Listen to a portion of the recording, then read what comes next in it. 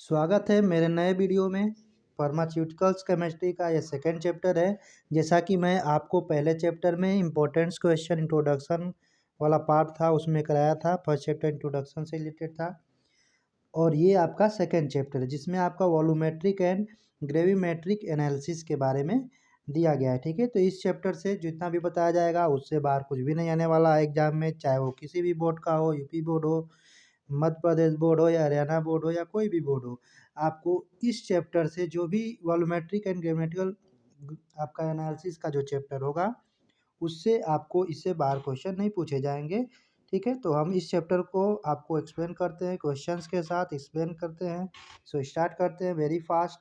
Important question first जो कई बार बहुत सारे एग्जाम्स में पूछा गया है, चाहे वो बोर्ड हो, 10th का भी बोर्ड में पूछता है आपको, आपका डी फार्मा में पूछता है, डिफरेंट डिफरेंट में आपको ये मिल ही जाता है जिसका नाम है अपचयन, जिसको रिडक्शन कहते हैं। आपने सुना होगा नाम ऑक्सीडेशन और रिडक्शन का और रिडॉक्स रिएक्शन का। तो जी हाँ, ये वही है। ओके, तो डिफाइन करना आपको कि ये रिडक्शन होता क्या है आखिर में। ठीक, चलिए स्टार्ट करते हैं।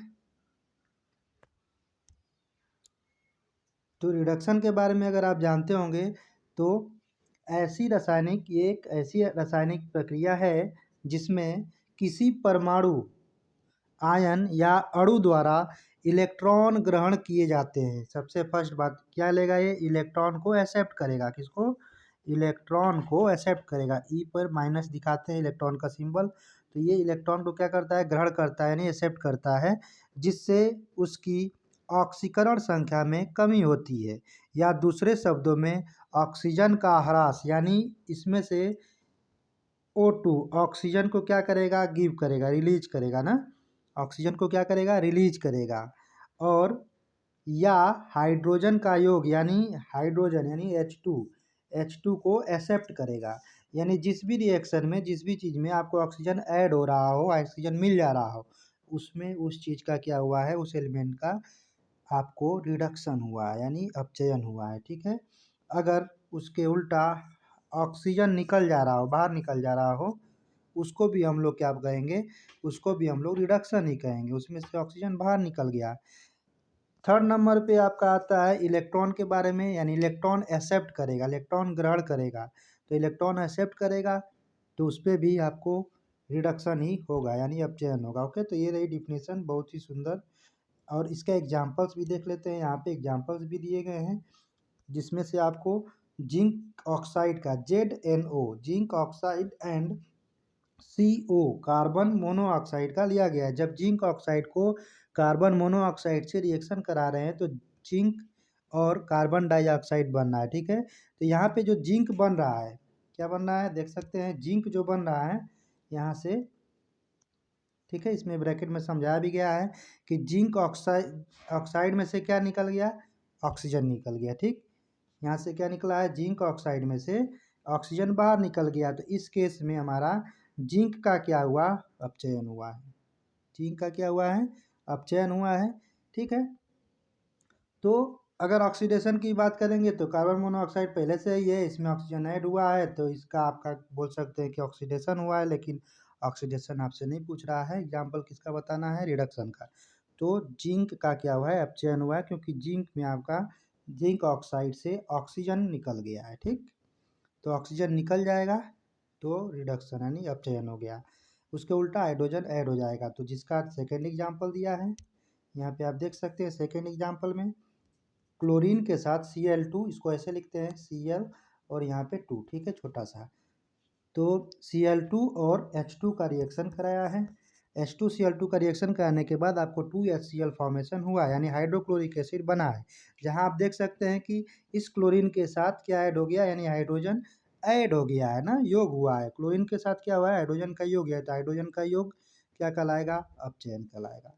इंग्लिश में बोले तो रिडक्शन कहलाएगा। ओके, तो ये रिडक्शन की डिफिनेशन रही। आई होप आपको समझ में आ गया होगा। पढ़ते हैं नेक्स्ट क्वेश्चन पे फास्टली। सेकंड क्वेश्चन है आपका डिफाइन प्रेसिपिटेशन। आपको अवक्षेपण को परिभाषित करना। प्रेसिपिटेट, जब कोई रिएक्शन में, आपको सिंपल बता दूं, जब कोई रिएक्शन में आपका कोई सॉलिड पार्टिकल्स बनते हैं, सॉलिड कंपाउंड्स बनते हैं, तो वो कहाँ पे नीचे बैठ जाते हैं ना, जिस भी आप इंस्ट्रूमेंट में एक्सपेरिमेंट कर रहे होते हैं जो भी, तो उसमें नीचे बैठ जाते हैं, सॉलिड होते हैं, उसी को हम लोग अवक्षेपण कहते हैं, ठीक है, यानी प्रेसिपिटेशन कहते हैं, ठीक। तो अवक्षेपण का अर्थ है किसी ठोस पदार्थ का बनना। किसी द्रव विलयन में रासायनिक अभिक्रिया होने पर यदि कोई ठोस उत्पादन बनता है तो उसे अवक्षेप्य कहते हैं। क्या कहते हैं? अवक्षेप कहते हैं, प्रेसिपिटेट कहते हैं। इंग्लिश में क्या बोलेंगे उसको? प्रेसिपिटेट, यहीं तक ना, PRECIPATE, प्रेसिपिटेट बोलेंगे उसको, अवक्षेप हिंदी में बोला जाएगा, ठीक। तो ठोस पदार्थ जो बन रहा है वो अवक्षेप है। बाकी ये क्रिया जो है आगे इसमें ऐड कर लेंगे, और यह क्रिया अवक्षेपण कहलाती है, ठीक है। यहाँ पे एक लाइन ऐड कर लेंगे। अवक्षेप कहते हैं जो भी सॉलिड उत्पाद हो रहा है, और यह क्रिया अवक्षेपण कहलाती है, ठीक। इसका उदाहरण है, यदि पोटेशियम क्लोराइड के जलीय विलयन में सोडियम नाइट्रेट का जलीय विलयन मिलाया जाता है तो देखते हैं कि सफ़ेद रंग के ठोस पदार्थ का अवक्षेपण हो रहा है। क्या है? पोटेशियम क्लोराइड में KCl, पोटेशियम क्लोराइड का क्या हो जाएगा? K, और Cl क्लोरीन, के पोटेशियम, KCl के जलीय विलयन में सोडियम नाइट्रेट NaNO3, सोडियम पे एक प्लस, NO3 पे एक माइनस, NaNO3। तो जब इसको मिलाया जाएगा तो आप समझ सकते हैं क्या बनेगा। इसके क्लोरीन को ये रिप्लेस करेगा, NaCl बनाएगा। क्या बनाएगा? NaCl बनाएगा। और ये K जो है NO3 के साथ मिलके आपको क्या बना लेगा? पोटेशियम नाइट्रेट बना लेगा, ठीक। KNO3 बना लेगा, ठीक। ये इधर रिएक्शन में लिखेंगे एरो करके। तो KCl प्लस NaNO3 एरो यानी इक्वल टू NaCl KNO3, यानी सोडियम क्लोराइड बन रहा है, नमक बन रहा है, ठीक। तो नमक सफ़ेद होता ही आपको पता है, और नमक बन के नीचे बैठ जाएगा। ये भी आपको आसानी से समझ में आ गया होगा कि प्रेसिपिटेट किसको कहेंगे, ठीक। जो भी सॉलिड पार्टिकल्स बनेंगे और किसी भी रिएक्शन में, किसी भी अभिक्रिया में, उनको अवक्षेप कहेंगे। और ये जो प्रोसेस है, ये फॉर्मेशन है, बनना, इसको हम लोग अवक्षेपण कहते हैं या प्रेसिपिटेशन कहते हैं। ओके, तो कम टू द नेक्स्ट। इस आपके क्वेश्चन नंबर 3 है, what is the principles of gravimetric analysis, यानी भारात्मक विश्लेषण के सिद्धांत क्या हैं, ठीक है। प्रिंसिपल्स बताना है। अभी आप देखें volumetric and gravimetric analysis, chapter का नाम ही है, तो ऑब्वियस सी बात है इससे क्वेश्चन ग्रेविमेट्रिक से ज़्यादा पूछा जाता है, ठीक। क्योंकि वॉल्यूमेट्रिक आपको पता है, वॉल्यूम मतलब क्या होता है? आयतन होता है। तो आयतन से रिलेटेड आपको जो भी आपको क्वेश्चंस होंगे आप आराम से कर लेंगे, ठीक है। क्योंकि मेजरमेंट है आयतन के फॉर्म में, तो जिसको इंग्लिश में वॉल्यूम कहते हैं ना, तो भारात्मक यहाँ बताना है, भार के हिसाब से, ठीक। उसको भी आगे देख लेंगे, बट आयतन वाला डिफिकल्ट नहीं है ज़्यादा। क्वेश्चन किससे वाला है? इससे भारात्मक वाले से पूछा गया है, तो इसलिए मैं आपको ये वाला क्वेश्चन पुटअप किया हूँ। ओके, तो इसको देखते हैं पहले कि क्वेश्चन। तो भारात्मक विश्लेषण क्या है, इसके बारे में जानते हैं। आंसर हो जाएगा, भारात्मक विश्लेषण द्रव्यमान में परिवर्तन को, किसमें? द्रव्यमान में परिवर्तन को मापकर द्रव्यमान या सांद्रता को निर्धारित करने हेतु प्रयोग करने वाली तकनीक है। किसको मेजरमेंट कर रहा है? द्रव्यमान का, जिसको इंग्लिश में मास कहते हैं। क्या कहते हैं? मास का है, यानी मास मेजरमेंट कर रहा है, ठीक है। और आयतन वाला में क्या हो जाएगा? वॉल्यूमेट्रिक वाला में वॉल्यूम मेजर करेगा, आयतन को मेजरमेंट करेगा। सिंपल सी बात है, दोनों का लगभग में क्या है? सेम है ना। तो इसमें किसको मेजर कर रहा है? भारात्मक विश्लेषण जो है ना, आपको क्या कर रहा है? द्रव्यमान में परिवर्तन को मापकर द्रव्यमान या सांद्रता को कंसंट्रेशन कहते हैं, तो उसके कंसंट्रेशन को निर्धारित करता है। इसके लिए प्रयोग करने जाने वाली तकनीक है जिसको हम लोग ग्रेविमेट्रिक एनालिसिस करते हैं। ओके, किसी चीज़ में जोखने के बाद, द्रव्यमान के बाद क्या उसका कंसंट्रेशन है किसी भी सॉल्यूशन में, आप उसको क्या बोलेंगे? भारात्मक एनालिसिस बोलेंगे, ठीक है। इसके कुछ सिद्धांत के बारे में बात कर लेते हैं। तो इसके मुख्य सिद्धांत है, पहला नंबर अवक्षेपण, यानी अभी देखें प्रेसिपिटेशन, ठीक है। क्रिया होगी तो क्या बनेंगे? प्रेसिपिटेट्स बनेंगे ही बनेंगे ना। तो पहला क्या है आपका? अवक्षेपण। भरात्मक विश्लेषण में किए जाने वाले घटक को ऐसे यौगिक में बदल दिया जाता है जो पानी में अघुलनशील होता है। ठीक है, यानी कि उसको सबसे पहले एक और क्रिया करके क्या कर सकते हैं, एक ये फर्स्ट है कि उसको किस में बदल दीजिए, ऐसे पदार्थ में बदल दीजिए जो पानी में घुले ही नहीं ना, तो उसको आसानी से अलग करके क्या किया जा सकता है, उसका ग्रेविमेट्रिक एनालिसिस किया जा सकता है। तो अवक्षेपण पहला हो जाएगा। सेकेंड, अवक्षेप को एकत्रित करना। सेकेंड में हम लोग क्या करेंगे, अवक्षेपण तो बन गया, यानी अवक्षेपण हो गया, अवक्षेप बन गया है, अब उसको क्या करना है, एकत्रित करना है। अवक्षेप को क्या करना है, एकत्रित। अवक्षेप को फिल्टर करके, धोकर और सुखाकर उसका भार मापा जाता है। आपको अभी जैसे पिछले वाले एग्जाम्पल में NaCl बन रहा था, अब NaCl सॉलिड फॉर्म में हो गया तो उसको अलग से निकाल लेंगे, उसको सुखा लेंगे ना। जैसे हम लोग घर में नमक यूज करते हैं तो NaCl साधारण नमक का क्या होता है, एग्जाम्पल होता है, जो प्रीवियस में देखे हैं अभी। तो वो हमारे यहाँ तो सॉलिड फॉर्म में ही मिलता है ना, उसके पाउडर फॉर्म में। तो इसी प्रकार से जो भी अवक्षेपण आ रहा है, सेकेंड में क्या करना है आपको, उसको एकत्रित कर लेना है। ठीक, नेक्स्ट थर्ड नंबर आपका प्रोसेस क्या है, रासायनिक अभिक्रिया का उपयोग। जो हम लोग रिएक्शन होगा, जो अभी पिछले क्वेश्चन में लिखा था, जिस प्रकार का रिएक्शन, उसी प्रकार का रिएक्शन होगा अगर, तो उसका प्रयोग कर सकते हैं आप इसको मापने में। ठीक, कैसे, अवक्षेप के भार और रासायनिक अभिक्रिया के समीकरण का उपयोग करके विश्लेषण किए जाने वाले घटक की मात्रा की गणना की जाती है। ठीक है, तो ये आपका थर्ड क्या हुआ है, मुख्य सिद्धांत है, जिसको आपको याद कर लेना है। अवक्षेपण, अवक्षेपण होने पे जो भी अवक्षेप होगा उसको एकत्रित करना है, ये दो प्रोसेस ये हो गया। और तीसरा प्रोसेस आपका क्या है, ये कि जो रिएक्शन होगा उसके माध्यम से भी हम लोग फाइंड आउट कर सकते हैं। ठीक, तो ये रहा आपका मुख्य सिद्धांत। आइए नेक्स्ट नंबर क्वेश्चन देखते हैं। नेक्स्ट क्वेश्चन है कि डिफाइन न्यूट्रलाइजेशन रिएक्शन। वेरी जी, उदासीनीकरण अभिक्रिया को समझाना है ना, किसी भी रिएक्शन में मतलब दो मिल के क्या कर दे रहे हैं, उदासीन कर दे रहे हैं ना, इसको हम लोग उदासीनीकरण अभिक्रिया कहते हैं।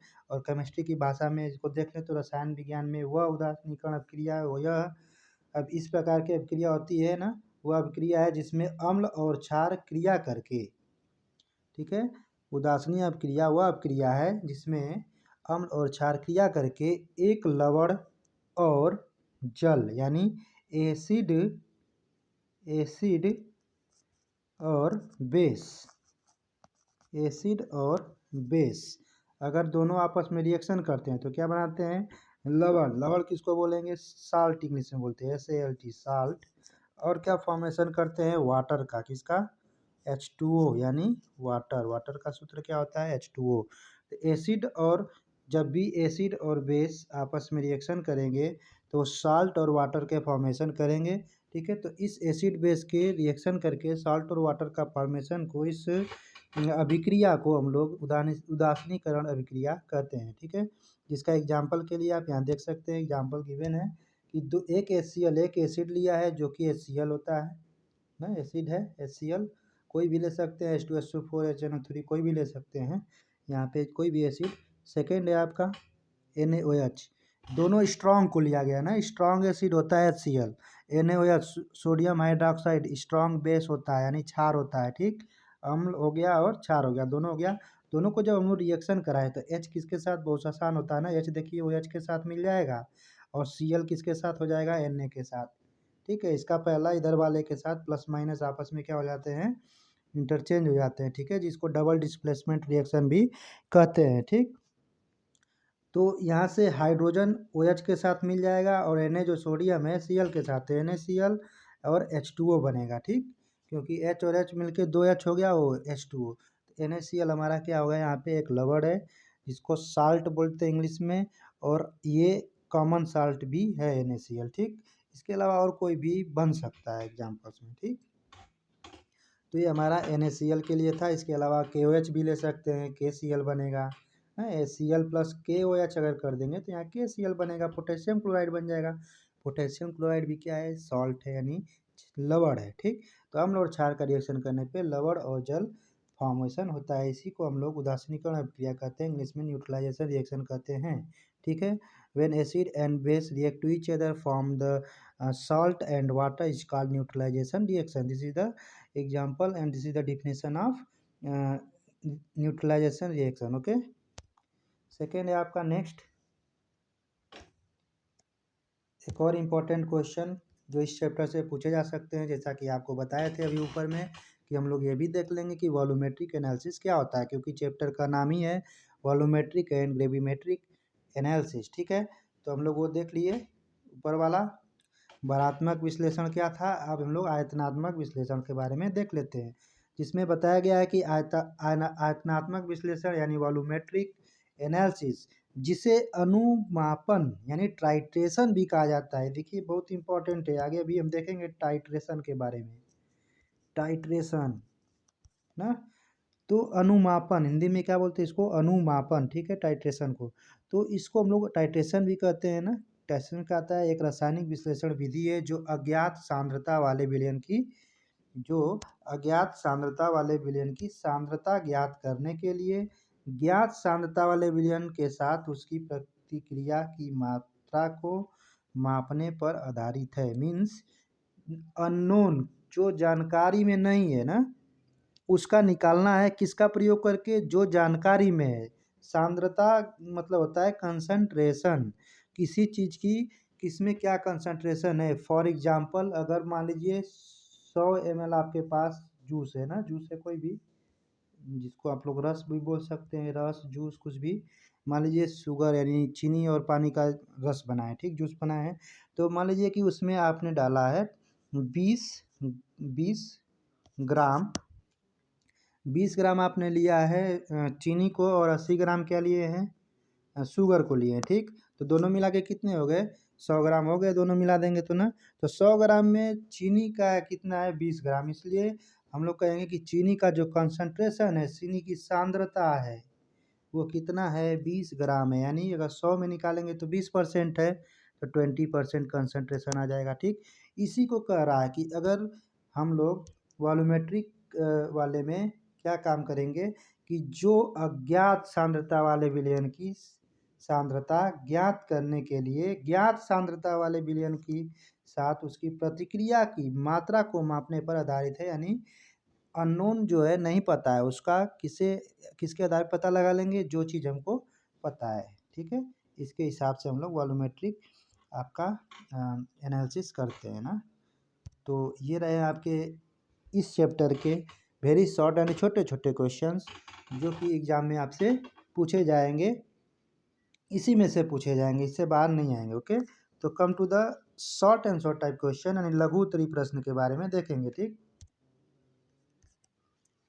कोशिश किया हूँ इंग्लिश और हिंदी दोनों में करने के लिए, ताकि दोनों विद्यार्थी को प्रॉब्लम ना हो, हिंदी मीडियम और इंग्लिश मीडियम वाले को भी। ठीक है, आई होप समझ में आ रहा होगा। आगे बढ़ते हैं, without delay fastly explain the complexometric titration. Complex मतलब होता है आपको मिश्रित, समझ में आ रहा होगा। ठीक है, इंग्लिश में भी होता है कॉम्प्लेक्स सेंटेंस, तो उसमें भी क्या होता है, मिश्रित। तो कॉम्प्लेक्सोमेट्रिक टाइट्रेशन यानी सम्मिश्रित अनुमापन के बारे में बात करना है। ठीक है, तो मिश्रित अनुमापन की व्याख्या कीजिए। अभी हम लोग देखे अनुमापन किसको बोल रहे थे, टाइट्रेशन को। ठीक, तो हम लोग को टाइट्रेशन करना है, लेकिन किस प्रकार का, सम्मिश्रित अनुमापन यानी complexometric titration. Okay, so let's start. Answer लिखा है, कॉम्प्लेक्सोमेट्रिक अनुमापन जो है यानी सम्मिश्रित अनुमापन एक विलयन में धातु आयनों के साथ स्थिर संकुल बनाने के लिए एक किलेटिंग एजेंट, यहाँ पे इस लाइन का आप हाईलाइट करेंगे। ठीक, क्या कर रहा है कि अनुमापन में एक विलयन में धातु आयनों के साथ स्थिर संकुल बनाने के लिए किसका प्रयोग करेंगे, एक किलेटिंग एजेंट का उपयोग करके धातु आयन सांद्रता को मापता है। किसको मापता है, धातु आयन सांद्रता, यानी धातु यानी कोई मेटल है, किस फॉर्म में है, आयनिक फॉर्म में। जैसे मैं आपको एग्जांपल बता दूं, कोई मान लीजिए लोहा है, तो लोहा को क्या बोलते हैं, आयरन बोलते हैं। ठीक, तो उसमें किस फॉर्म में होगा, आयन के फॉर्म में होगा ना। जैसे मैं Fe पे 2 प्लस लगा दिया, 2 प्लस, ये आपका फेरस हो गया, ठीक। तो ये आपका क्या है, आयन फॉर्म में है। तो कोई भी मेटल्स आयन फॉर्म में उसमें उपस्थित है तो उसका किलेटिंग एजेंट का उपयोग करके हम लोग पता लगा सकते हैं, जिसको हम लोग कॉम्प्लेक्सीमेट्री अनुमापन यानी कॉम्प्लेक्सोमेट्रिक टाइट्रेशन कहते हैं ना। जिससे हम लोग इसका क्या पता लगा सकते हैं कि कोई भी सॉल्यूशन में कितनी कंसंट्रेशन है। कंसंट्रेशन अभी पीछे आपको समझाए, किसको बोलेंगे, कोई चीज़ में कितना है ना, कितना उसकी परसेंटेज है उसकी उपस्थिति का, वही कंसंट्रेशन है, सांद्रता है, ठीक। तो ये आपका निर्धारण करती है, ठीक है। संक्षेप में यह धातु आयन सांद्रता निर्धारण करने के लिए जटिल गठन प्रतिक्रियाओं का एक उपयोग करता है, जिसमें अक्सर धातु आयन और EDTA शामिल हैं, ठीक है। कह रहा है कि संक्षेप में अगर बात करें तो यह धातु आयन सांद्रता निर्धारण करने के लिए यानी कंसंट्रेशन का निर्धारण करने के लिए, किसका सांद्रता, धातु आयन का ना, चाहे वो एल्युमिनियम का हो, आयरन का हो, कोई भी धातु हो, लोहा हो ना, चांदी सोना, कुछ भी धातु हो, अगर उसका आयन का कंसंट्रेशन सांद्रता निर्धारण करने के लिए एक जटिल गठन प्रतिक्रियाओं का उपयोग करता है। कौन सा जटिल है, जिसमें अक्सर धातु आयन और EDTA शामिल हैं। कौन सा, एक प्रक्रिया इसको नाम धातु आयन ही दे रहा है, दूसरे प्रक्रिया का नाम क्या है, EDTA, जिसका नाम क्या है, ये आपको फुल फॉर्म होता है ethylene diamine tetra acetic acid, ठीक है। इस एसिड का प्रयोग किया जाता है, ठीक, जिससे आपको पता लगा सके कि किसी भी विलयन में कितने कंसंट्रेशन में, कितनी मात्रा में कोई भी आपका आयनिक फॉर्म में धातु है, मेटल है, चाहे वो लोहा हो, चांदी हो, सोना हो, कोई भी धातु हो, ठीक, कितना मात्रा में उपस्थित है उसका आयन, ये पता लगा लेते हैं खूब आराम से। इसी प्रोसेस को हम लोग सम्मिश्रित अनुमापन कहते हैं, ठीक है। तो ये रहा आपका सम्मिश्रित अनुमापन का आंसर। इससे ज़्यादा कुछ भी नहीं, आराम से इतना आपको याद हो जाएगा, लिख भी लेंगे, ठीक है। नेक्स्ट आते हैं, क्वेश्चन नंबर नेक्स्ट है, discuss Arrhenius acid base theory. ये बहुत ज़्यादा इम्पोर्टेंट है। आर्हेनियस अम्ल क्षार सिद्धांत क्या होता है ना, Arrhenius acid base theory with example and list limitation for it, यानी इसके लिए क्या सीमाएं हैं, क्या लिमिटेशन है, इसके बारे में आपको बताना है। और ये थ्योरी है क्या, आर्हेनियस अम्ल क्षार सिद्धांत का उदाहरण सहित विवेचना कीजिए, इसकी सीमाओं की सूची बनाइए, ठीक है। तो ये आर्हेनियस सिद्धांत है क्या, इसके बारे में हम लोग देखते हैं, ठीक। तो आंसर में क्या आ जाएगा, आर्हेनियस सिद्धांत के अनुसार ऐसा पदार्थ जिसमें हाइड्रोजन परमाणु होता है, कौन सा परमाणु होता है भाई, हाइड्रोजन, ठीक है। हाइड्रोजन को अगर अलग से लिखेंगे तो H2 लिखते हैं, ठीक। हाइड्रोजन परमाणु होता है और जो अपने जलीय घोल में आसानी से हाइड्रोजन आयन या प्रोटॉन दे सकता है, ठीक। आर्हेनियस सिद्धांत से कहता है कि ऐसा पदार्थ, कोई भी पदार्थ ऐसा हो जिसमें हाइड्रोजन उपस्थित है और उसको जल में डालें तो खूब आराम से घुल जाए, ठीक। वो अपना आराम से क्या कर सकता है, आयन या प्रोटॉन दे सकता है, हाइड्रोजन आयन आसानी से निकाल दे या फिर प्रोटॉन को आसानी से निकाल दे। आपको पता होगा इलेक्ट्रॉन, प्रोटॉन और न्यूट्रॉन के बारे में, ठीक। तो प्रोटॉन की बात कर रहा है, ठीक है। प्रोटॉन यानी पॉजिटिव चार्ज, इलेक्ट्रॉन यानी निगेटिव चार्ज, ठीक। तो प्रोटॉन को आराम से निकाल दे, इसीलिए तो आप देखते होंगे कि H पे क्या लिखा रहता है, H प्लस भी लिखा रहता है, ठीक। क्योंकि ये इलेक्ट्रॉन क्या करके रखता है, दे के रखता है ना। इलेक्ट्रॉन दे देगा तो क्या आएगा, पॉजिटिव, ले लेगा तो माइनस, ठीक। तो यहाँ से H प्लस भी लिखते हैं इसको, लेकिन यहाँ पे किसकी बात कर रहा है, ये इलेक्ट्रॉन देने की वजह से पॉजिटिव यहाँ पे आया है, इसको इसकी वैलेंसी भी कहते हैं। लेकिन ये प्रोटॉन की बात कर रहा है, प्रोटॉन न्यूक्लियस के अंदर होता है, ठीक। तो या तो आपको हाइड्रोजन उसमें दे दे आयन या फिर प्रोटॉन दे सकता है, उसे आर्हेनियस अम्ल कहते हैं, ठीक है। उस टाइप के हम लोग क्या बोलेंगे, आर्हेनियस अम्ल कहेंगे। उदाहरण समझेंगे तो बहुत अच्छे से समझ में आएगा। उदाहरण क्या है आपका, कि जब हाइड्रोक्लोरिक एसिड अभी अभी पढ़ रहे हैं HCl L है ना, Cl chlorine, H hydrogen, hydrogen और क्लोरीन मिलके एसिड बना लेते हैं हाइड्रोक्लोरिक एसिड को पानी में घोला जाता है प्लस H2O, इसको पानी में घोल दिए ऊपर वाले को। तो अब क्या होने वाला है भाई, तो यह क्लोराइड आयन यानी Cl माइनस और हाइड्रोनियम आयन, देखिए हाइड्रोनियम आयन किसको बोलते हैं, H3O प्लस। लिखने का तरीका ऐसा नहीं होता, ऐसा होता है H नंबर को हमेशा छोटा लिखते हैं, आगे में H3O और ऊपर में यहाँ पे प्लस, H3O प्लस बनाता है। आप देख सकते हैं यहाँ से क्या होगा, हाइड्रोजन इसके साथ आके ऐड हो जाएगा ना, और क्लोरीन अलग हो जाएगा। तो H यहाँ का एक और दो यहाँ से, तो कितने हाइड्रोजन हो गए, दो हाइड्रोजन हो गए और एक ऑक्सीजन। तो क्या बना लिया, हाइड्रोनियम आयन बना लिया। तो ऊपर बाद में तो यही तो कह रहा था कि किसी घोल में डालेंगे तो क्या कर लेगा, ये विलयन में जाने के बाद हाइड्रोजन आयन आसानी से रिलीज कर देगा, आसानी से छोड़ देगा, ठीक दे देगा। तो हाइड्रोजन को तो दे दिया पानी को, तो पानी के साथ एक और हाइड्रोजन मिल गया, तो H2 पहले से था, एक और मिल गया, क्या हो गया 3, तो H2O। अब चूंकि ये टूट चुका है आयन फॉर्म में, इसलिए इसको प्लस यानी पॉजिटिव ऊपर में लिखा है, क्योंकि ये क्या है, पॉजिटिव आयन है, ठीक। एनायन कैटायन के बारे में आप जानते होंगे, ठीक। तो ये आपका रहा क्लोरीन और हाइड्रोनियम आयन बनाता है, ठीक है। यही आपका क्या रहा, आर्हेनियस सिद्धांत है, ठीक। यह कार्बन डाइऑक्साइड, सल्फर डाइऑक्साइड, ठीक है, सल्फर ट्राइऑक्साइड और अन्य जैसे गैर हाइड्रोजनीकृत अणुओं की अम्लीय प्रकृति, साथ ही NH3 यानी अमोनिया के बारे में, अमोनिया का फॉर्मूला क्या होता है, NH3, ठीक है। Ammonia, calcium oxide, magnesium oxide और अन्य जैसे गैर हाइड्रोजनीकृत पदार्थों की मूल प्रकृति की व्याख्या करने में विफल रहता है।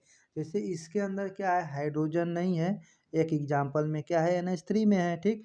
तो ये क्या कह रहा है, यह कार्बन डाइऑक्साइड, SO2, SO3 और अन्य जैसे गैर हाइड्रोजनीकृत अणुओं की अम्लीय प्रकृति, साथ ही इन तीनों की भी और अन्य गैर हाइड्रोजनीकृत पदार्थों की मूल प्रकृति की व्याख्या करने में विफल रहता है ना, जिसमें हाइड्रोजन नहीं होगा।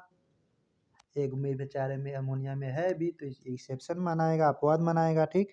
तो इन सबों के अलावा जिसमें हाइड्रोजन नहीं है, तो उनका आपको प्रकृति के बारे में बताना ये क्या है, विफल है, ये बता नहीं पाता है। तो इस तरह से ये क्या हुआ, इसका लिमिटेशन हुआ ना, ऊपर ऊपर क्या लिखा था आपको, लिमिटेशन भी पूछ रहा था शायद।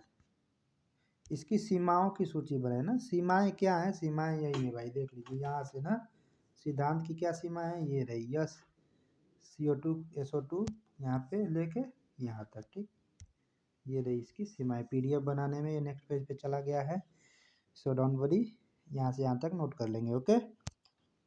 मज़ेदार बात यह है कि बहुत ही ज़्यादा इम्पोर्टेंट है, आप इस चैप्टर से ना 13 चैप्टर होते हैं केमिस्ट्री में, 13 का 13 वीडियो बना देंगे, उससे बाहर कुछ नहीं आने वाला है। वीडियो देखिए, नोट करिए, उसको रिवाइज करिए, याद करिए, बस, ओके। और अच्छे मार्क्स आराम से आएंगे। तो come to the next,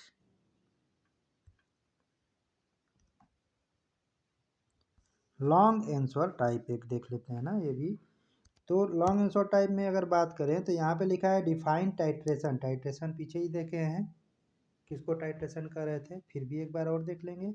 explain different type of titration, अलग अलग प्रकार के टाइट्रेशन के बारे में बताना है, ठीक है। तो सही है, टाइट्रेशन विद प्रिंसिपल, उनके सिद्धांत के सहित बताना है, यानी अनुमापन को परिभाषित करना है और विभिन्न प्रकार के अनुमापनों को सिद्धांत सहित समझाना भी है, ठीक। तो चलिए समझाते हैं। ये रहा आंसर, यह विश्लेषणात्मक रसायन विज्ञान की एक प्रमुख विधि है। किस प्रकार की, विश्लेषणात्मक रसायन यानी एनालिटिकल साइंस, सॉरी केमिस्ट्री, रसायन क्या हो जाएगा, केमिस्ट्री। तो एनालिटिकल साइंस में एक प्रमुख विधि है, कौन सा, टाइट्रेशन, ठीक। जो रासायनिक अभिक्रिया के पूर्ण होने तक अभिकर्मक की ज्ञात सांद्रता को सावधानीपूर्वक जोड़ते हुए एक अज्ञात सांद्रता का सटीक मापन करने में सक्षम बनाती है। पिछले हम लोग देखे हैं, किसका यूज करता है, ज्ञात सांद्रता का उपयोग करके सावधानीपूर्वक जोड़ते हुए अज्ञात सांद्रता का सटीक मापन करने में सक्षम बनाती है। जो हमको नहीं पता है किसी अदर सॉल्यूशन का कंसंट्रेशन, उसको आराम से पता लगा किसका हेल्प करके, जो हमको पता है। ठीक, इसका कुछ न्यूमेरिकल्स भी होंगे जिनको मैं आपको लास्ट में बता दूंगा। ठीक है, तो आइए नेक्स्ट करते हैं। इसमें अनुमापन के कितने प्रकार हैं। यहाँ से नंबर 1 क्या हो गया हमारा, अम्ल क्षार का अनुमापन। ये कैसे किया जाता है, चलिए प्रक्रिया जानते हैं अनुमापन की। अनुमापन की क्या प्रक्रिया है, किसके लिए, अम्ल क्षार के लिए। ठीक, तो उदासीनीकरण अभिक्रिया के माध्यम से किसी विलयन में अम्ल या क्षार की सांद्रता निर्धारित करता है। अभी हम लोग देखें, जब अम्ल और क्षार मिलता है तो दोनों एक अभिक्रिया करते हैं, जिनको हम लोग उदासीनीकरण अभिक्रिया कहते हैं, न्यूट्रलाइजेशन रिएक्शन कहते हैं। तो वो इसी चीज़ की बात कर रहा है कि उदासीनीय अभिक्रिया के माध्यम से किसी विलयन में अम्ल या क्षार की सांद्रता निर्धारित करता है। ठीक है, अम्ल और क्षार अनुमापन एक प्रकार का रासायनिक विश्लेषण है जिसका उपयोग किसी विलयन में अम्ल या क्षार की सांद्रता निर्धारित करने के लिए किया जाता है। यह जो विधि है ना अनुमापन की, इसका प्रयोग अम्ल और क्षार की सांद्रता यानी कंसंट्रेशन का पता लगाने के लिए, निर्धारण करने के लिए किया जाता है। ठीक है, आप अपने शब्दों में भी आराम से इसको लिख सकते हैं, नो प्रॉब्लम। तो इसमें विश्लेषण किए जाने वाले पदार्थ विश्लेषक में ज्ञात सांद्रता के मानकीकृत घोल को सावधानीपूर्वक मिलाना शामिल है, जब तक कि अम्ल और क्षार के बीच प्रतिक्रिया पूरी न हो जाए। तो स्वाभाविक बात है वही कि जब हम लोग कोई भी मिक्स करेंगे, मिलाएंगे विश्लेषण में, एनालिसिस कर रहे हैं, विश्लेषण कर रहे हैं, तो हम लोग टाइट्रेशन के दौरान क्या करेंगे, सावधानी से मिलाएंगे ना, अम्ल और क्षार का जो भी हम लोग घोल बनाए हैं उसको केयरफुली मिलाएंगे। ठीक है, तो ये आप अपनी भाषा में भी लिख सकते हैं सुंदर सा। नेक्स्ट क्या है आपका, तुल्यता बिंदु जहां अम्ल और क्षार का मोल, ठीक है, स्टोइकोमीट्रिक रूप में से तुल्य होते हैं का पता पीएच सूचकांक या पीएच मीटर का उपयोग करके लगाया जाता है। पीएच आपको पता होगा, पीएच वैल्यू, पीएच के बारे में बता दें तो आपका पोटेंज ऑफ हाइड्रोजन होता है। इसका फुल फॉर्म पोटेंज मीन्स आपका पावर होता है। ठीक है, लैटिन वर्ड है। तो पोटेंज मीन्स क्या होता है, पावर। तो पावर ऑफ हाइड्रोजन आयन, कितने किसी भी सॉल्यूशन विलयन में कितने हाइड्रोजन आयन आयन का उपस्थिति है। ठीक है, हाइड्रोजन आयन अगर उसमें ज़्यादा उपस्थित है तो वो आपका एसिडिक हो जाएगा। ठीक है, हाइड्रोजन आयन धीरे धीरे कम हो रहे हैं या एकदम गायब हो गए तो आपका धीरे धीरे गायब हो गए, बेसिक हो जाएगा, इस टाइप से ना। तो इसके लिए कहा जाता है कि जिसमें H+ आयन प्रेजेंट है वो क्या है, एसिडिक है, एसिड है। और इसके विपरीत अगर किसी में OH- प्रेजेंट है तो वो क्या होता है, बेस होता है। ठीक है, OH आ जाएगा, OH बाद में आएगा। ठीक है, जैसे NaOH ना, NaOH, तो यहाँ पे Na सोडियम के साथ OH, हाइड्रोक्साइड आयन इसको बोला जाता है। क्या हो जाता है, hydro oxide ion, hydroxide Na यानी सोडियम के साथ है तो NaOH बन गया, तो सोडियम हाइड्रोक्साइड हो गया। ठीक है, तो सोडियम हाइड्रोक्साइड एक क्या है, बेस है यानी क्षार है। क्या है, बेस की हिंदी क्या है, क्षार है। एसिड का हिंदी क्या है, अम्ल। तो जिसमें HCl, जैसे HCl, तो इसमें क्या है, हाइड्रोजन है और क्लोरीन है। तो हाइड्रोजन क्या हुआ भाई, हाइड्रोजन हुआ, इसके अंदर हाइड्रोजन आयन होने की वजह से क्या है, अम्ल है। ठीक, तो समझ में आ गया होगा। और इसका जो चेकिंग होता है, तो पीएच के बारे में बता रहे थे, तो पोटेंज ऑफ हाइड्रोजन, कितना हाइड्रोजन का पावर है, तो इसका एक स्केल होता है और कलर होता है ना, जिसको 0 से लेके 14 तक नंबरिंग होती है और यहाँ पे 7 बीच में। तो पानी का जो होता है 7 होता है, जिसका 7 आएगा वो न्यूट्रल है, उदासीन है। क्या है, उदासीन है। ठीक, जिसका भी 7 आएगा पीएच वैल्यू वो उदासीन है। पानी का उदासीन होता है, आपको पता है, रंगहीन, गंधहीन। ठीक है, तो ये पानी हो गया उदासीन पे। इससे नीचे में जो भी आएंगे, 6 आया, 5 आया, या दशमलव में भी कुछ भी आया, 4, 3, 2, 1, 0। ठीक, तो जो भी ये नंबरिंग आएंगे पीएच वैल्यू में, तो इसका मतलब इसे कलर के हिसाब से चेक करते हैं। ठीक, यहाँ पे कलर होता है रेड, इस तरह से करके ना ऑरेंज होते होते इधर आते आते नॉर्मल, फिर इधर ब्लू ब्लू स्टार्ट होता है, पर्पल पर्पल, ज़्यादा ब्लू ना इधर स्टार्ट होते 14 तक पहुँचता है। तो इधर जब जाएंगे तो क्षार यानी पीएच वैल्यू जैसे जैसे बढ़ेगा हम लोग क्षार की ओर बढ़ेंगे और NaOH का पीएच वैल्यू सबसे ज़्यादा हो जाएगा। ठीक, तो क्षारीय है। और नीचे 7 से नीचे जहाँ तक सब जाएंगे सब के सब एसिड हो जाएंगे, और जितने ज़्यादा इधर आएंगे उधर एसिड ज़्यादा हो जाएगी। यानी 0 वाला एसिड सबसे खतरनाक, 1 वाला भी ज़्यादा एसिडिक, 2 वाला एसिडिक, 3 वाला एसिडिक, धीरे धीरे कम हो रहा है, 4 उससे कम, 5 उससे कम, 6 वाला कम एसिडिक, 6.4 आपका मिल्क का होता है पीएच वैल्यू। ठीक, तो मिल्क यानी दूध क्या होता है, अम्लीय होता है। ठीक है, इसीलिए आप देखे होंगे दही बनने के बाद खट्टा हो जाता है ना। तो दूध का प्रकृति क्या है, अम्लीय है, लेकिन बहुत ज़्यादा अम्लीय नहीं है, एसिडिक में ना वीक है, स्ट्रांग नहीं है। वही 7 से थोड़ा सा पार जाएंगे तो 7.2 बेस हो जाता है, क्षार हो जाता है। तो ये हमारा खून का, ब्लड का होता है। किसका 7.2 किसका हो जाता है, ब्लड का। ठीक, तो ब्लड का पीएच वैल्यू कितना है, ब्लड का पीएच वैल्यू है 7.2, जो कि क्षारीय हो जाता है ना, बेसिक हो जाता है।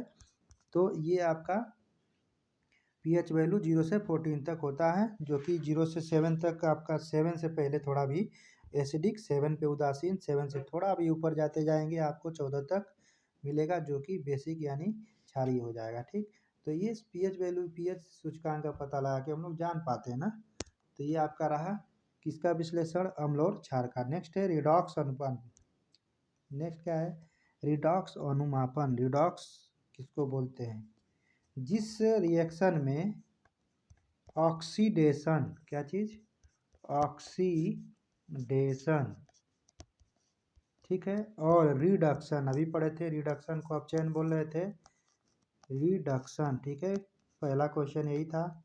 रिडक्शन और ऑक्सीडेशन दोनों होते हैं, वहाँ भी आप हम लोग देखे थे एग्जाम्पल, जहाँ पे आपका ZNO वाला ना, तो वहाँ पे भी क्या हो रहा था, ऑक्सीडेशन रिडक्शन दोनों हो रहा था। कहीं न कहीं किसी के साथ ऑक्सीजन निकल रहा था, तो कहीं न कहीं किसी के साथ ऐड भी हो जा रहा था। तो जिस रिएक्शन में ऑक्सीडेशन भी हो रहा हो, रिडक्शन भी हो रहा है, मैक्सिमम रिएक्शन में यही होता है, ऑक्सीडेशन भी होता है, रिडक्शन दोनों होते हैं। रेयर मिलते हैं जिसमें और रिडक्शन अलग और ऑक्सीडेशन अलग होते हैं। तो जो दोनों होते हैं उन टाइप के रिएक्शन को रिडॉक्स रिएक्शन बोला जाता है। तो इसलिए अलग अलग ना करके इसका सेम टू सेम लिख दिया रिडॉक्स रिएक्शन। ठीक, तो रिडॉक्स में अनुमापन कैसे करते हैं, रिडॉक्स में कैसे टाइट्रेशन किया जाता है। ठीक है, तो देखते हैं। रिडॉक्स अनुमापन एक विश्लेषणात्मक तकनीक है, यानी एनालिसिस है भाई, सिंपल सी बात है। हम लोग यहाँ एनालिसिस ही तो कर रहे हैं चैप्टर में। तो एक एनालिसिस का तकनीक है, विश्लेषण का तकनीक है, यहाँ तक तो कोई टेंशन नहीं है, अपने से भी लिख सकते हैं। मेन पॉइंट क्या है, जिसके द्वारा किसी विलयन में ऑक्सीकरण या अपचयन, भी बोला ऑक्सीडेशन या रिडक्शन ना, करने वाले एजेंटों की सांद्रता का पता लगाया जाता है। Simple, very easy. ऑक्सीडेशन यानी आपका ऑक्सीकरण, या रिडक्शन यानी अपचयन करने वाले एजेंटों का, कौन है जो ऑक्सीडेशन कर दे रहा है और किसकी वजह से क्या हो जा रहा है, रिडक्शन हो जा रहा है। ठीक, उसका कितना मात्रा उपलब्ध है, उसका सांद्रता क्या है, उसका पता लगाया जाता है इसमें, सिंपल सी बात। तो इस प्रक्रिया में रिडॉक्स प्रतिक्रिया शामिल होती है, यानी ऑब्वियस सी बात है, रिडॉक्स रिएक्शन होगा तभी दोनों होंगे, अलग अलग होंगे तो ऑब्वियस सी बात है उनका अलग अलग नाम रहेगा। जब दोनों एक साथ होंगे तभी रिडॉक्स होगा। तो जहाँ इलेक्ट्रॉनों को विश्लेषक और टाइट्रेट के बीच स्थानांतरित किया जाता है। ठीक है, तो ये रहा आपका रिडॉक्स में अनुमापन कैसे होगा। थर्ड नंबर है आपका, चूंकि लॉन्ग है तो ऑब्वियस सी बात है लंबा जाएगा। तो कॉम्प्लेक्सोमेट्रिक अनुमापन, ऊपर अभी देखे थे कॉम्प्लेक्सोमेट्रिक आपका टाइट्रेशन क्या था ना। तो कॉम्प्लेक्सोमेट्रिक अनुमापन में 1 बिलियन में धातु आयनों के साथ देखे थे ना, मेटल के जो आयंस थे उनकी कंसंट्रेशन बता रहा था इसमें ना। जैसे आपको आयरन का, एल्युमिनियम का, निकल का, ठीक है, गोल्ड का, सिल्वर का, sorry AG silver, AU gold. ठीक है, तो गोल्ड हो, सिल्वर हो, कोई भी आपका आयन के फॉर्म में क्या है, धातु है यानी मेटल है, तो उनका कंसंट्रेशन का पता कॉम्प्लेक्सोमेट्रिक अनुमापन से लगाते हैं। ठीक है, नेक्स्ट है आपका अवक्षेपण। अवक्षेपण देखे थे क्या चीज़ था, प्रेसिपिटेट, कोई ठोस पदार्थ का बन जाना ना रिएक्शन में। ठीक है, तो वो आपका अवक्षेपण है। तो अवक्षेपण अनुमापन में क्या होगा, अनुमापन की यह विधि रासायनिक अभिक्रिया के माध्यम से अवक्षेप बनाकर विश्लेष सांद्रता निर्धारण करती है। सिंपल सी बात है, क्या बनाएगा? प्रेसिपिटेट।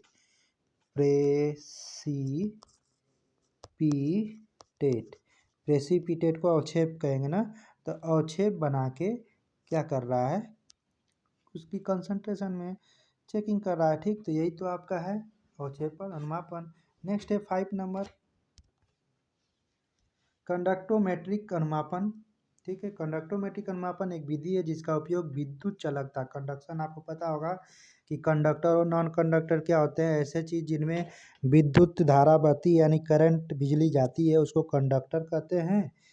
कंडक्टर, ठीक है, कंडक्टर इंग्लिश में क्या बोलते हैं, हिंदी में चालक बोलते हैं। ठीक, तो कंडक्टर कहते हैं, जिसमें आपको विद्युत धारा नहीं बहती है उसको नॉन कंडक्टर कहते हैं। ठीक, तो कंडक्टर की ही बात कर रहा है, यानी जिसमें विद्युत धारा बहेगी प्रवाहित होगी, जैसे लोहा में भी बहती है, एल्युमिनियम बहती है, एल्युमिनियम का तार हम लोग यूज करते हैं, कॉपर का तार यूज करते हैं घरों में। ठीक, तो ये सब हमारे क्या हुए? कंडक्टर हुए, उन्हीं की बात कर रहा है। कंडक्टोमेट्रिक अनुमापन एक विधि है जिसका उपयोग विद्युत चालकता में परिवर्तन को मापकर अनुमापन प्रतिक्रिया के अंत बिंदु को निर्धारण करने के लिए किया जाता है। एक सिंपल फंडा किसकी पता लगा रहा है भाई? ये विद्युत चालकता वाले आपका मेटल्स हैं उनकी पता लगा रहा है, बस उनकी कंसंट्रेशन के बारे में टाइट्रेशन अनुमापन कर रहा है, इतना ध्यान रखना है, सिंपल। तो कंडक्टोमेट्रिक अनुमापन आपका हो गया। ठीक है, तो ये रहे आपके क्या दीर्घवृत्तीय प्रश्न यानी आपका लॉन्ग वाला। अब इसी हाथ हम लोग एमसीक्यू भी देख लेते हैं ना। वीडियो थोड़ी लंबी हो रही है बट कोई बात नहीं, एक ही चैप्टर का पूरा एक ही वीडियो बनाना है तो हो जाएगा, डोंट वरी। देख ही लेते हैं एमसीक्यू को भी। ठीक है, तो एमसीक्यू नंबर 1 के बारे में बात करते हैं। ठीक है, एमसीक्यू 1 क्या है हमारा?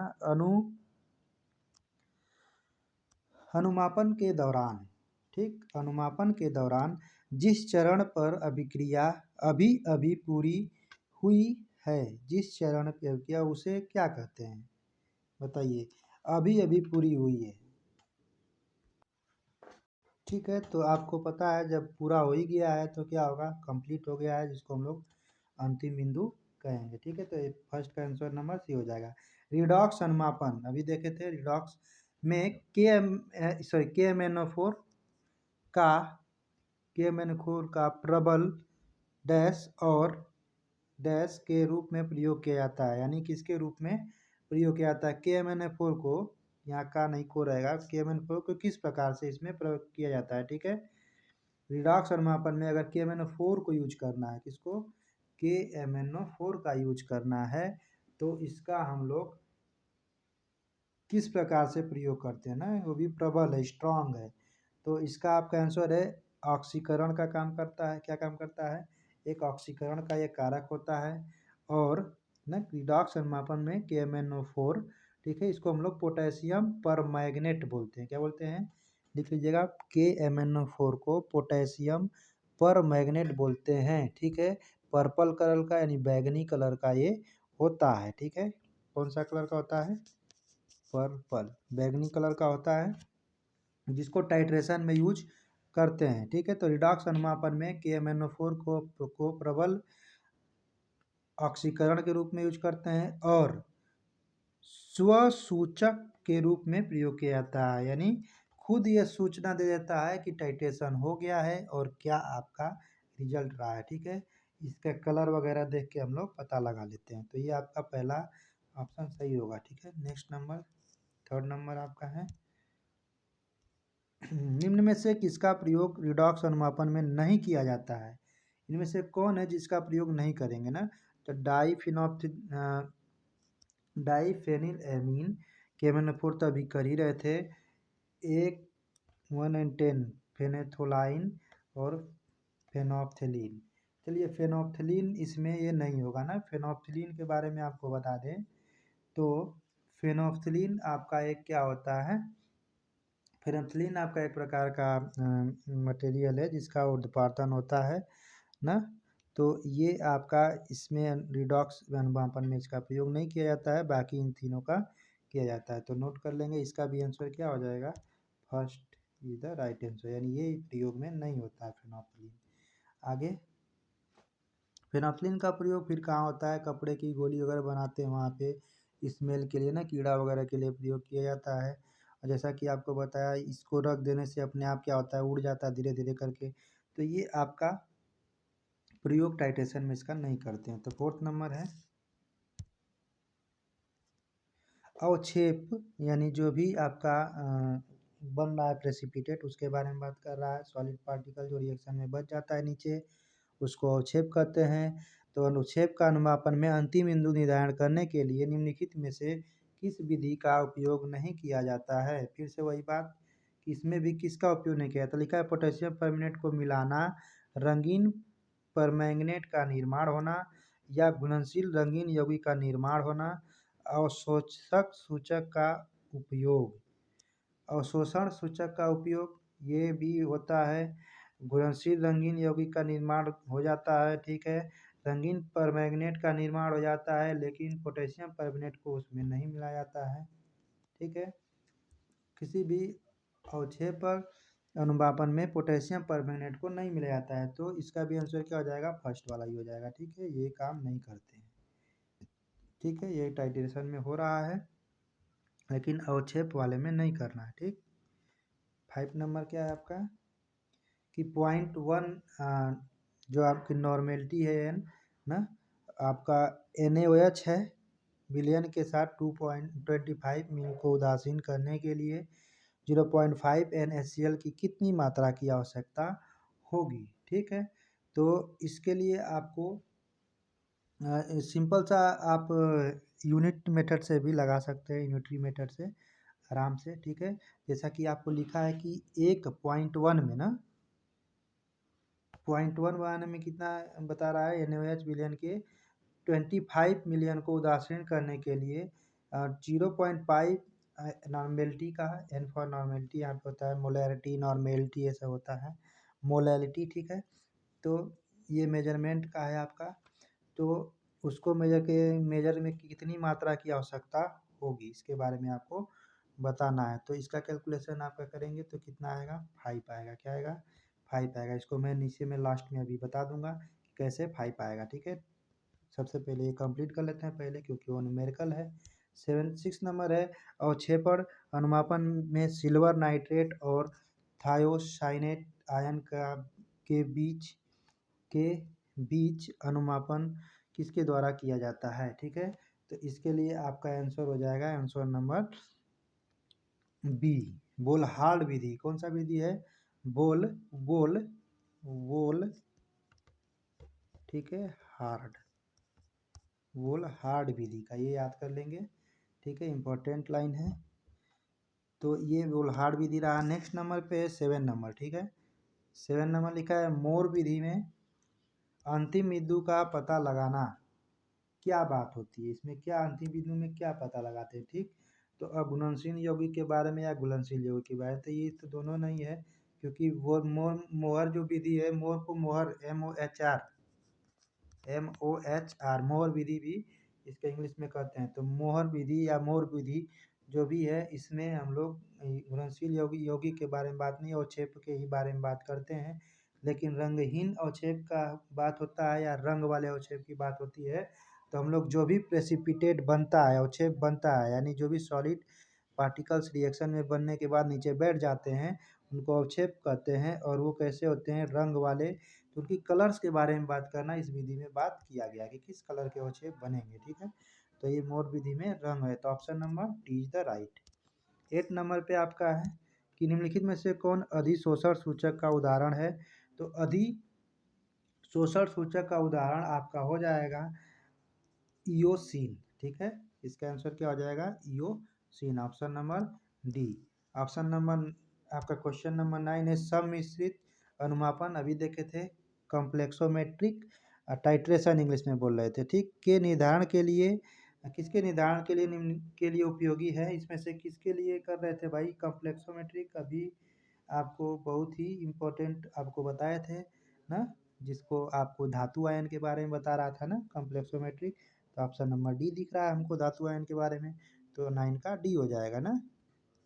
ऐसा क्वेश्चन हम ऊपर कर चुके हैं। 10वां नंबर है आपका सम्मिश्रित अनुमापन में किस बफर विलयन का प्रयोग किया जाता है?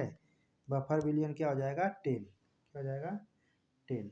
9.27 और ये है बफर विलयन किसका प्रयोग किया जाता है? 10, जो आपको पीएच वैल्यू से रिलेटेड बता रहा है ना, तो ऑब्वियस सी बात है क्षार टाइप का होगा, तो बफर विलयन का जो नंबरिंग है वो कितना है? 10 नंबर है, ठीक। तो जिसको हम लोग कॉम्प्लेक्सोमेट्री में यूज करते हैं। तो ये आपका 10 क्वेश्चन रहा। आइए ऊपर वाला का हम लोग न्यूमेरिकल भी देख लेते हैं जल्दी से, ठीक है। ठीक है, तो यहाँ पे क्या था? 0.1 n NaOH था, और उसके साथ मैं समीकरण यहाँ पे लिख देता हूँ, नीचे लिख देता हूँ ना क्लियर वाले पेज पे।